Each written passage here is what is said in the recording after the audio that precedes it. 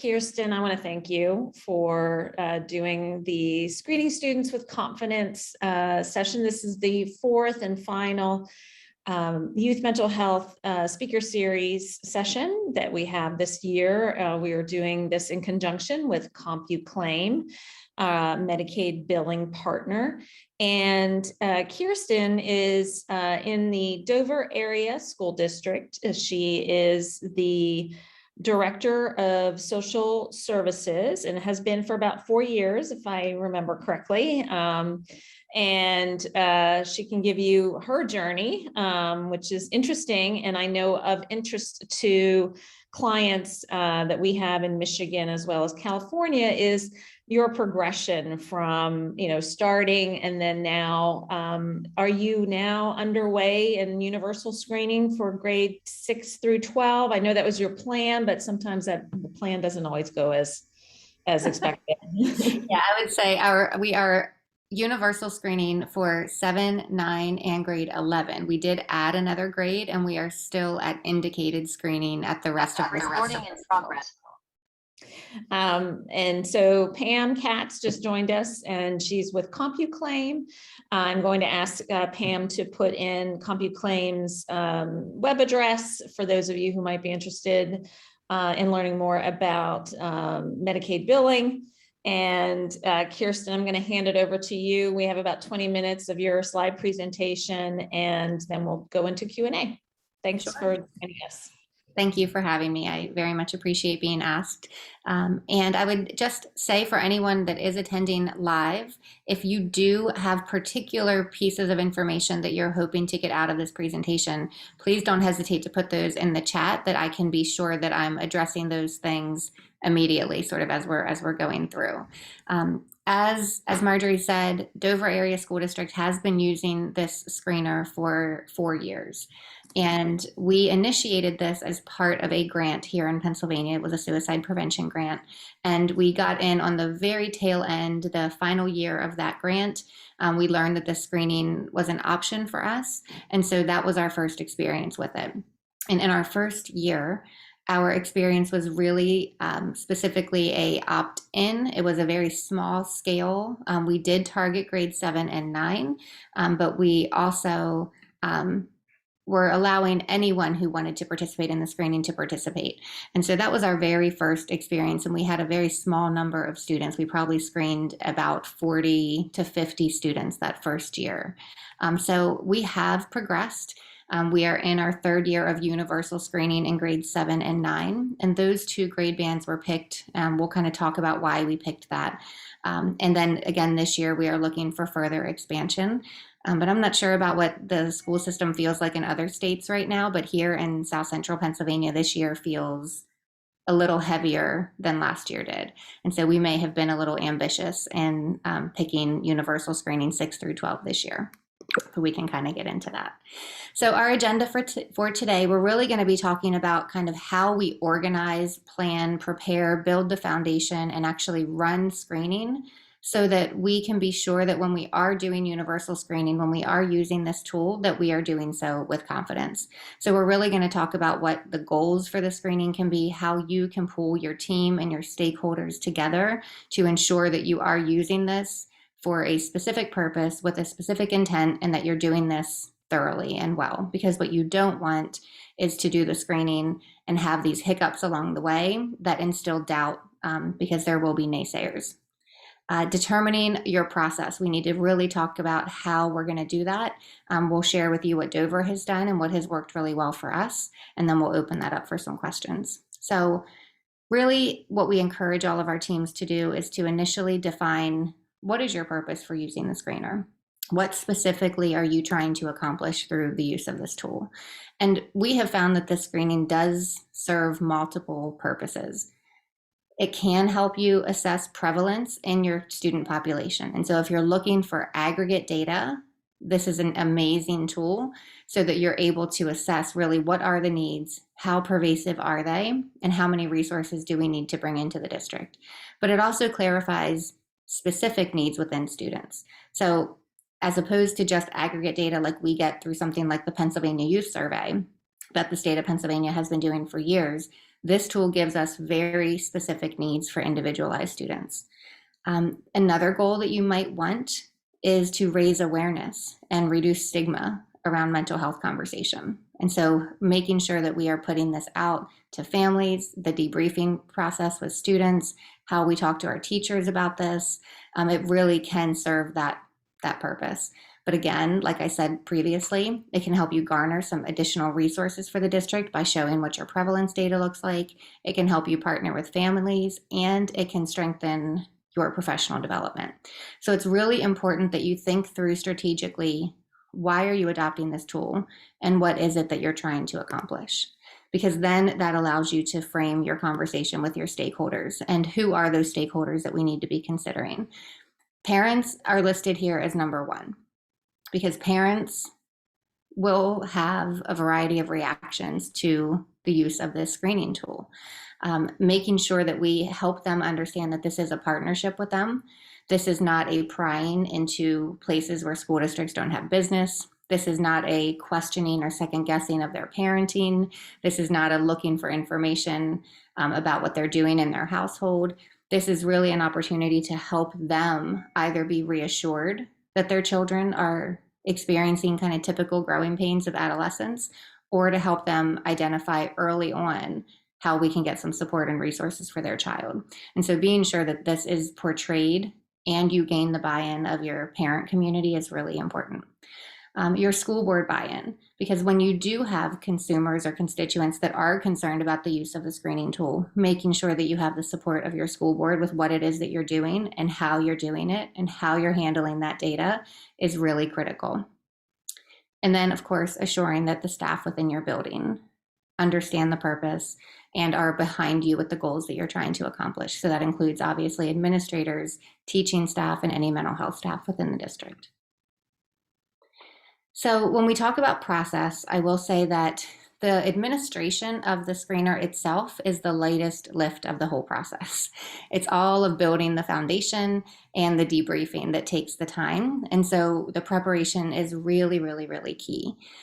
We really advise that people kind of take an inventory of what are your current resources? What is your timeline? What school resources are available to help you with this? And are there any budget constraints as far as what you're going to be able to do once you have the screening results? So first and foremost, who is actually the boots on the ground when you're doing the administration and the debriefing? How many staff do you have? Who is qualified to help you with that? And really, how many people are going to be there? As you identify needs within your students, where are you sending them? Again, not knowing the state of affairs the rest of the country, but again, here, accessing mental health services right now is a real challenge. There are extensive wait lists. There are some organizations that won't even accept referrals because their wait lists are frozen. So making sure that before you sort of do your assessment and find out what the needs are, that you actually have something to offer those students once you identify those needs. Thinking through when you're going to administer this. Is there an ideal time of year to do it? Is there a least ideal time to do it? And when are your resources available? So for example, here in Dover, when we do our screening, we do a combination of school counselors and school mental health staff that do the debriefing.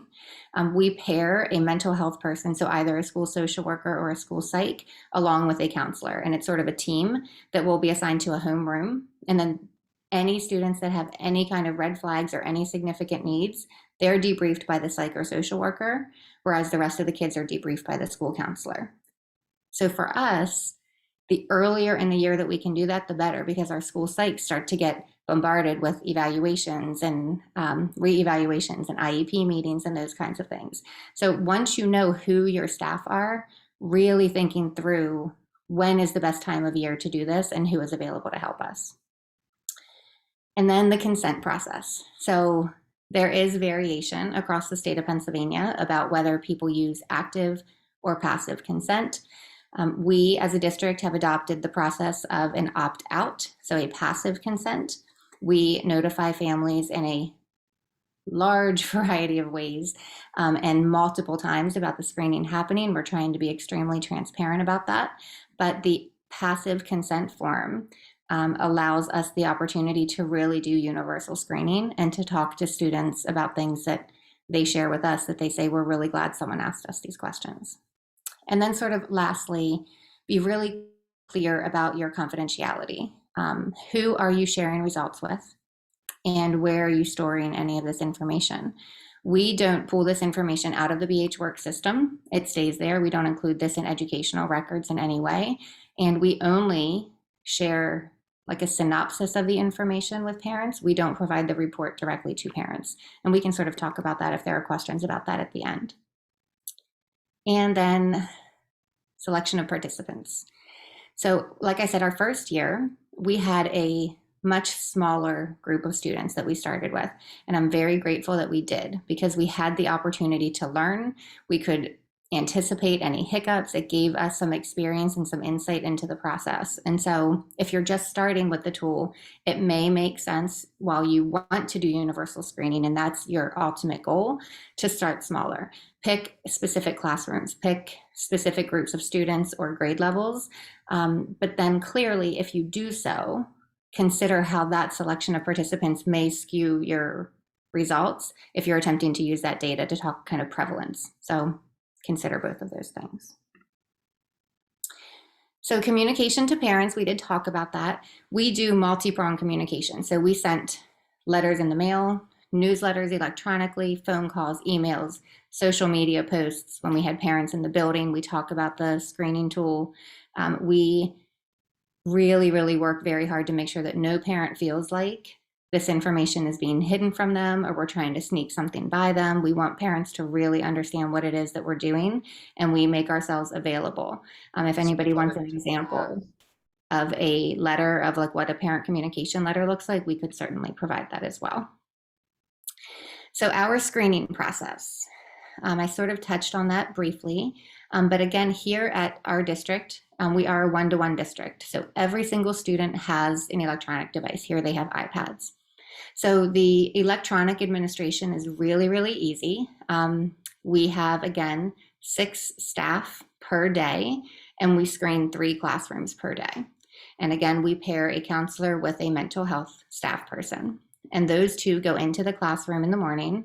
We get the students started on their screening. We pull up the QR code, they scan it, they do the screening that morning, and then the remainder of the day is used for debriefing.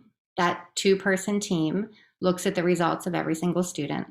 Any student that has significant needs, anything that's moderate to severe, or any immediate safety issues, that person is taken on by the social worker or the psych, and the school counselor debriefs the remainder of the population. The debriefing process is the most critical point from our perspective. Every single student that goes through the screening must be debriefed. Even those that didn't endorse any concerns, this is your opportunity to get their feedback about the screening. It's your opportunity to talk to them about why we do this. Every student from 7th grade on that we've done this with, even this year, we just finished our middle school screening last week, said, yeah, I think you should do this. Kids don't want to talk about this stuff to their parents. It's easier to answer electronically. Or, yeah, it's important that you guys know what's happening with kids. So our students really understand our intent, but this is their opportunity to have that conversation with somebody. And again, anything we can do to get rid of the stigma around talking about these issues is critically important. So every kid is debriefed on the process and their specific results. The students that have been assigned to either a social worker or a school psych, every one of those students' parent contact is made. And we are at that moment sharing results, sharing information, talking about options for treatment, and making the referral that day as much as possible. We obviously enter all of that then back into the BH Work system so that we can track which kids have had referrals made, which kids have not. And then we have to make sure that there's follow-up happening, because clearly just because we've made a referral doesn't mean someone has made it to treatment. And so we have a process where we are following up on every referral that was made. Fortunately, our provider network here has been really wonderful in sending us like bi-weekly updates of who's made it to intake, who's made it to their first session. So we have that data right in our hands. So it's kind of a quick synopsis here, but we are ready for any kind of questions that the team might have. What do people need to know? Thank you, Kirsten. So it's a small group. And so I would just ask Corinne, Rebecca, and Camden. Camden, he is based in Solano County, California. Rebecca is based in Michigan, and Corinne, correct me, I believe you're in Michigan as well. And so I would ask you three, if you have anything that you would like to ask Kirsten about logistics, about, the pros and cons of any part of the process, please do so. I have a quick question. Kirsten, do you have any barriers with parents then? I know you were talking about the not giving them the full reports and things like that. Have you ever had any issues with that? So we have basically established a process here that the full report will be provided to anyone that the child asks us to provide it to.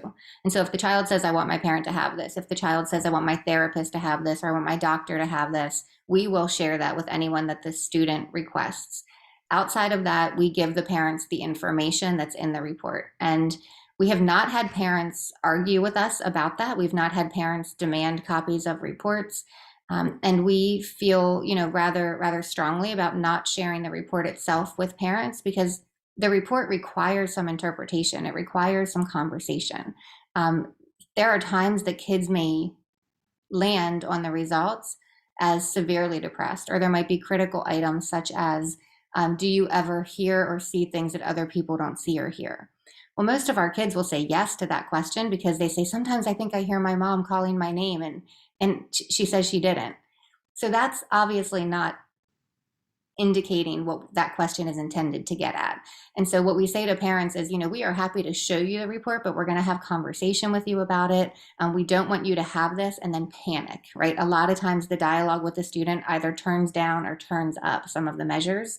And based on that explanation, we've not had parents have a reaction to not receiving the report itself. Great, thank you. Sure. Camden, do you have any questions? I do have a couple, yes. And thank you, Kirsten. This is so helpful, especially, I think what was most helpful is the doing it in homeroom and then debriefing the whole day. We've really kind of struggled with how do we hit every student methodically. So that's brilliant. That's not something that we had thought about before. So I guess a question that I do have is how often, I guess, how many students, and is your trigger, like if it's a critical item, then they get assigned to the mental health clinician or social worker? Like what differentiates the school counselor versus the clinician? How often are you, like how many students are needing to go to the mental health clinician?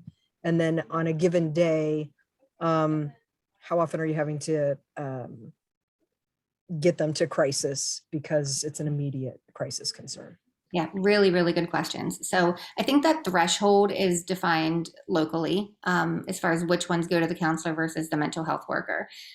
For us, one of our primary goals for our school counselors was meet every one of your ninth graders. They're brand new to the building and you need to get eyes on as many of them as you can. So we made the threshold rather low, that if there was any indicator that was moderate or higher, that went to the social worker or to the school psych.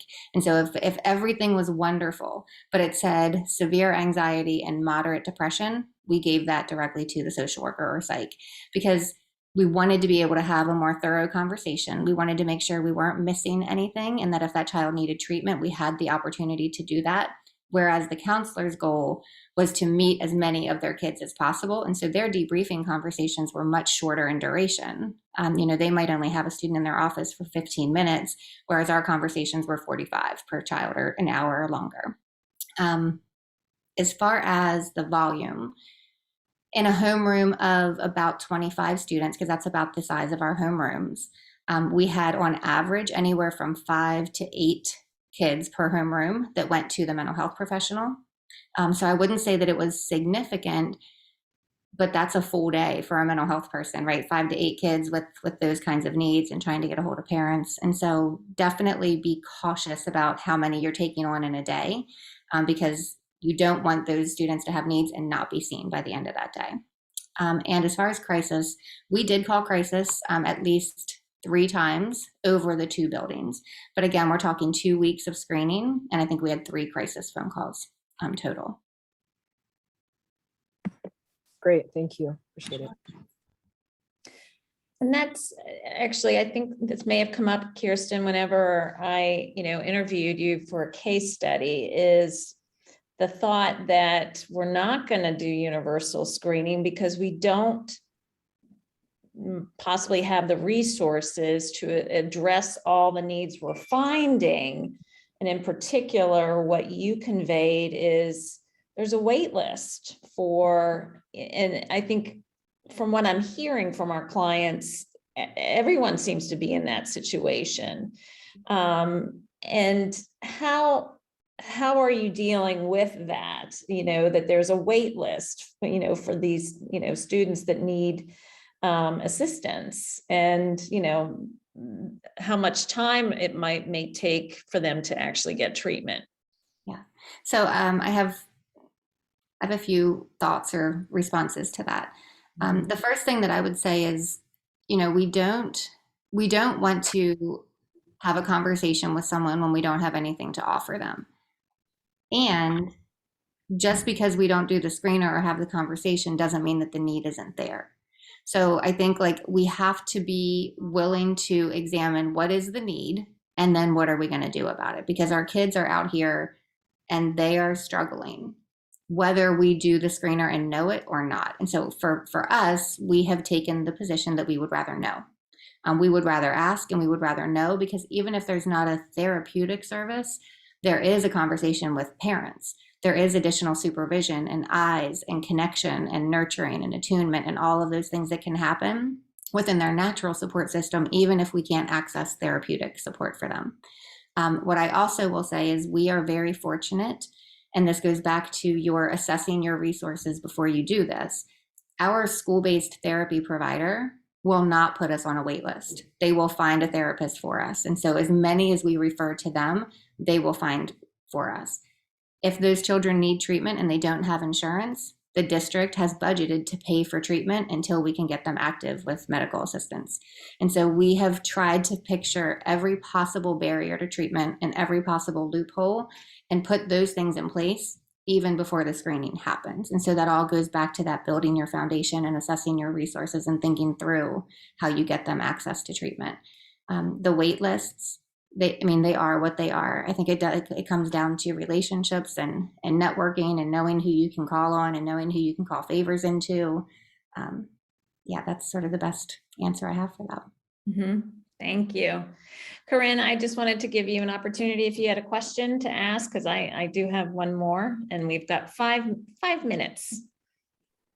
So I actually am in Pennsylvania, so I'm a student assistance program liaison. So we use the BH Works for our assessment tool to screen all of our students who come through the SAP program. So we don't do any universal screening with it yet. But I guess my question is we do the same thing. We do the screening and then we go over the results with the student and then we contact the parents, but don't share specifics unless we have to. So I guess my question would be, if they do score in the category of suicidality, even if it's just history of and nothing current, do you share those specific results with parents? I would say that there is variation in that. I think that there's some discretion in that. I think it depends on how far in the history. I think there's also difference in having a thought about suicide at one point in time versus having a thought about suicide with a plan, with intent, with desire, with no protective capacity or no reason not to act on the plan, right? We assess the severity, which is also why we have mental health staff doing that debriefing with those students. So that may not be the clean answer, but there is some variation in that. If we do not believe that there was any severity to that history of suicidal ideation, and there's no current concerns, then that is not likely a conversation that we're going to have with the parent. We have 3 more minutes, and John, John Hill. Thanks for joining us. He's with the National Alliance for Medicaid in Education. I'm going to just take the opportunity to just ask out of curiosity with the return to in-person schooling, and this can be for any of you attending the session. Are you seeing, are you confirming the fact that there is more need among the students? And if you had to give a percentage, do you feel like it's 10% more, 5%? Is the data, that BH Works offers, can that give you that sort of increase and show the data? I mean, I'm happy to respond to that, but I'd love to hear what others are seeing as well. So we were in person 5 days a week last year, but not our entire student body was in person. They had options of staying and doing virtual. And so this is all of our student body back in person 5 days a week. And I also think that, just the longevity of the situation and the tension that exists in our community and in our culture, and just the constant arguing that's happening, it is having an impact on our students. Our students are feeling the tension, they're feeling the stress, they're feeling the return to the stamina and the expectations of being back in school, just the social atmosphere of having to be around people and negotiate things again. Things are definitely more difficult for our students this year. I do not have a percentage to give you. I will say, our BH Works data is substantiating some of that change, but not to the significance that we're feeling it.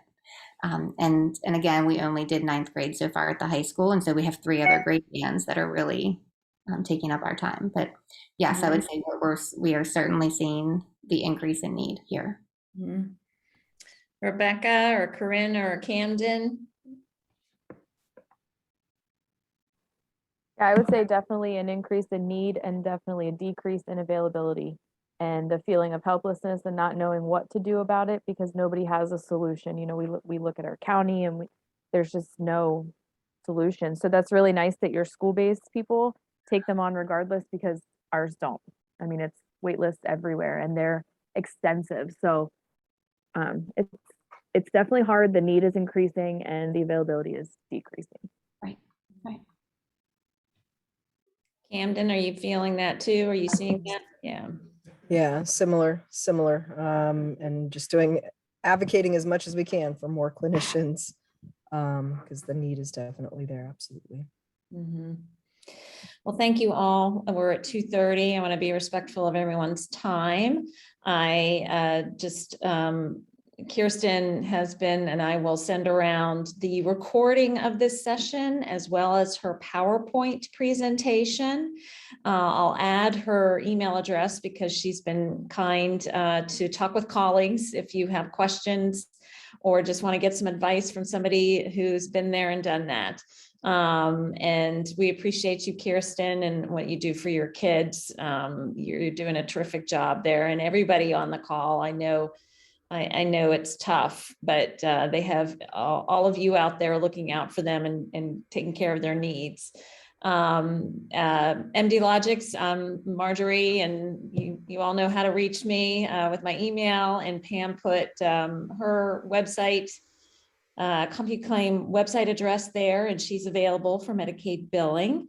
And I'll be back in touch in the new year, which will rapidly be upon us, for any additional issues that all of you might want to share and talk about and learn from each other. So take care, everyone, and we'll talk to you soon.